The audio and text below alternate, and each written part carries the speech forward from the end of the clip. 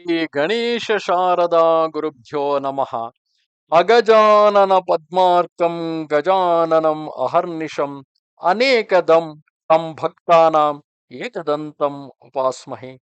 Welcome to all for this session on Ganesha Purana with chapter 38. In the previous chapter, we have heard the story of Grithsamada, happens to be son of Mukunda, who, because of the mistake that she had committed, for her passion towards Rukmangada, she was misused and she was exploited by Indra, and because of that reason, Grithsamada was born. Rising this lineage aspect, the person from whom Grithsamada was born, in a great assemblage of the sages, where Atri, led by Atri and Vasista, the great sage Atri, told him that you are son of a prince, and he was humiliated in that way, and finally he cursed his mother and the mother cursed him. But then Grithsamada did not stop there. Though he was wandering with his head hung in shame, he then was determined and performed great austerities in the forest of Pushpaka, where ultimately, after 1,000 years of performing austerities, he had seen Gajanana appearing before him, offering him the boon to be the great sage of the mantra Gananantva, and at the same time a great devotee of Gajanana to be remembered before Gajanana himself, and then become famous in the assemblage of sages. Hearing this wonderful story of Grithsamada, Vyasa became very curious and he asked Brahma, O Lord of the gods, what then happened to Grithsamada? O lotus born Brahma, I have full confidence in you, so tell me this carefully. Brahma told to Vyasa, all the groups of sages respectfully bowed to and honored that very best of the sages, Grithsamada. All the Brahmins started respecting him. Due to Ganesha's boon, they solicited him in the rite performed for any undertaking and recollected him at the beginning of worship of Ganesha, as Ganesha told him that he need to be remembered before Ganesha himself. As much that sage became famous and undertook the highest devotion to Ganesha, reciting the mantra while remaining perfectly still. Once, Vyasa, the sage sneezed terribly, filling the directions, the sky, the earth, the mountain caverns with noise. Straightway he saw before him a frightening young boy whose complexion was red, who roared loudly and was like the japa flower in color because of his color, red in color. The sage Grithsamada sneezed terribly, and with his sneeze from his nose there born a child who was having a terrible look. On seeing a young boy like this, a veritable mass of fiery energy constantly dazzling the eyes of line of sight, he trembled as he was agitated with fear, and in his mind he wondered, what is this? Basically, even Grithsamada was surprised to see the appearance of that terribly looking boy. So Grithsamada was wondering, saying that, what is this impediment which has come here? I do not know.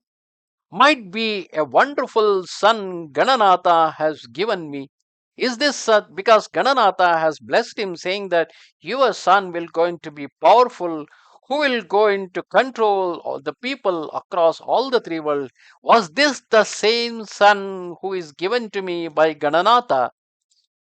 Again he beheld his son, his face handsome, his eyes delicate, wearing a lovely golden bracelet on his upper arm, a lovely diadem, a pretty ankle bracelet, and his loins shining because of a lovely thread around his hips. The sage asked him, "Who are you? To whom do you belong?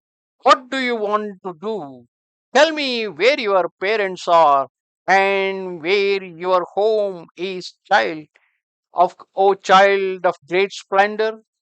Hearing this story, it also looks like a mythology for us because today, even after all the development in the science, the only way in which we can get a human child is because of a sexual act between a man and a woman.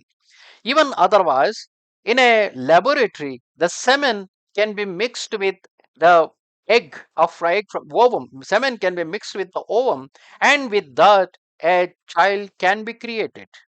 But we do not know whether there are any other ways.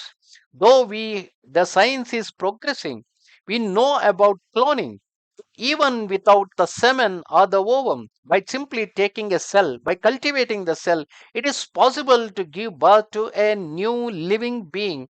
This has still it has not been experimented on the human beings. Was it that our forefathers had already experimented on similar things? Was it that they were knowing that there are many ways in which they can create the species? Especially if they have to create a terrible species, if they have to create a divine species, if they have to create a species which is superhuman, they may be doing it in different forms. But they cannot explain the entire scientific aspect of how they were doing it. So they simply turned that into a story. They simply sneezed, they simply did something, and because of that reason, a new boy was born. Because that would add a color to the story, hiding all the science behind that. Anyway, we do not know what exactly happened thousands of years back. So let's continue.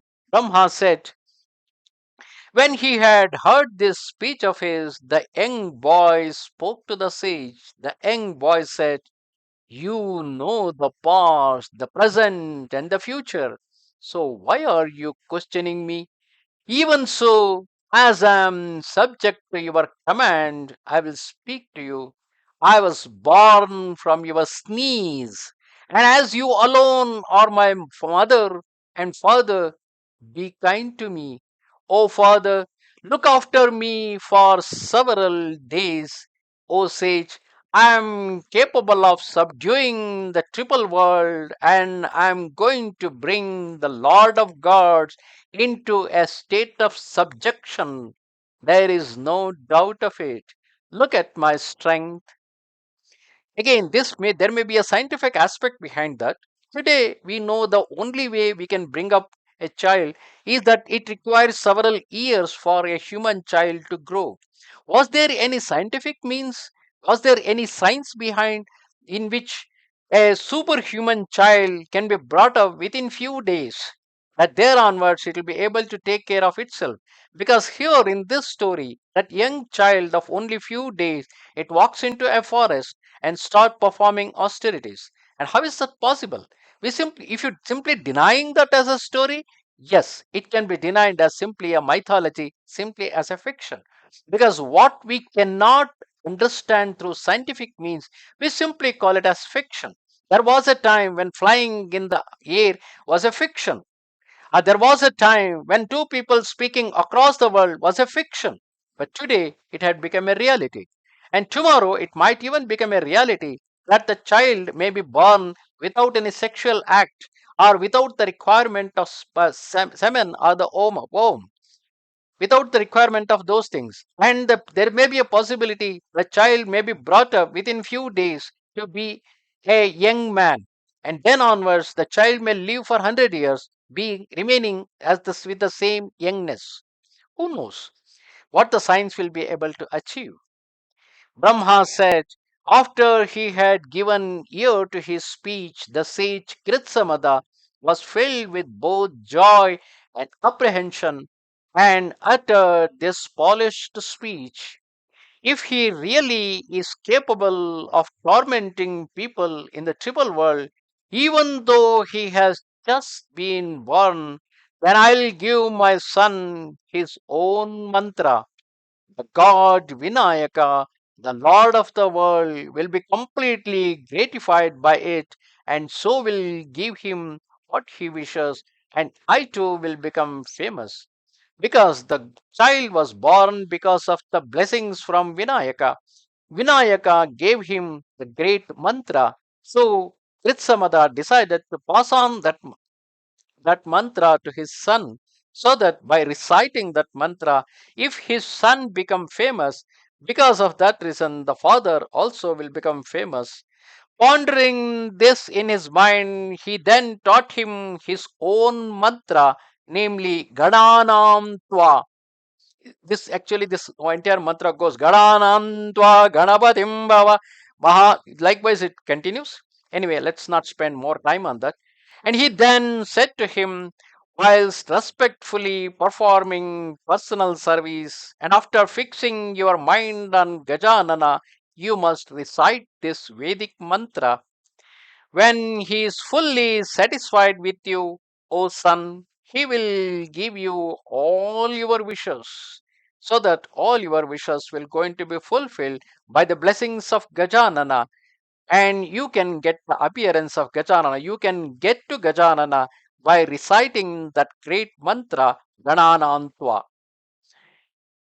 Now that he had gained this great mantra in this way, he went to the forest to perform. That means that small child walked into the forest to perform austerities. When his senses subdued, he stood on one toe, ate no food, and half a myriad of years passed, during which, his mind being still, he was reciting and meditating on the god Gajanana. Then out of his mouth there came a fire which began burning the regions, and so the gods, demons, dwellers of the underworld became frightened. Thereupon Gajanana, who was satisfied with his austerities, manifested himself, spreading a circle of luster, thereby causing the regions to be free of darkness. Full of joy, he was swinging his trunk. Gajanana was swinging his trunk and his lovely tusk. Yet, when he heard his booming sound, the young boy became a little agitated. Opening his eyes, he beheld that god who stood before him, four armed, huge in body, and splendid with a variety of jewels. In his hands, he was carrying an axe, a lotus, a garland, and a sweetmeat. And though overpowered by his fiery splendor, having gathered courage, the boy bowed to God, and when he made obeisance with the palms of his hand clasped, he made a request to the Lord. The young boy spoke to Lord, I am devoted to the gods and have become to you for refuge. So why are you overpowering me? Be very kind to me, O God. Give me every wish. Having given ear to his speech, he checked his own glory. Very pleased, he said, small boy, take heed that one on whom you meditated day and night is I myself, who will now give you a boon. Here is my highest form, which is self luminous and contains the entire world. Brahma, Shiva, and so on. Do not know it, you do not know about it.